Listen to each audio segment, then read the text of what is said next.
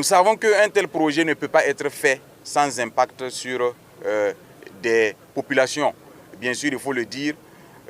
plusieurs décennies d'inaction ont favorisé l'installation au sein de cette cuvette du barrage de plusieurs personnes, hommes, femmes, qui produisent en campagne sèche. Au fur et à mesure que l'eau du barrage se retire,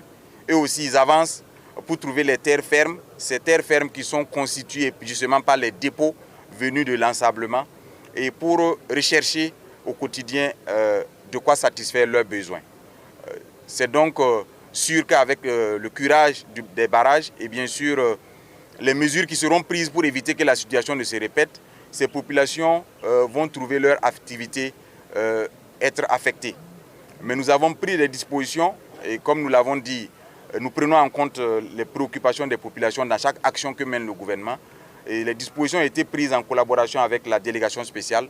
pour mobiliser 100 hectares sur la bande verte, sur lesquels la Société nationale d'aménagement des terres et de l'équipement rural va réaliser des forages à gros débit et permettre à ces personnes qui étaient installées dans le lit du barrage de pouvoir produire 12 mois sur 12 s'ils le veulent, parce que c'est désormais avec l'eau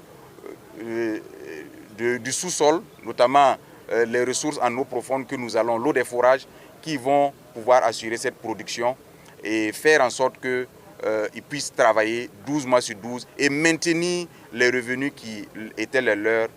à travers les activités qu'ils menaient au sein de ce barrage. Nous savons également que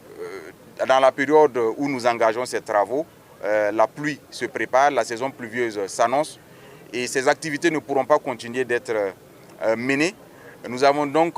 avec l'appui du ministère en charge de l'action sociale, nous avons pu assurer un suivi psychosocial des populations qui sont affectées non seulement,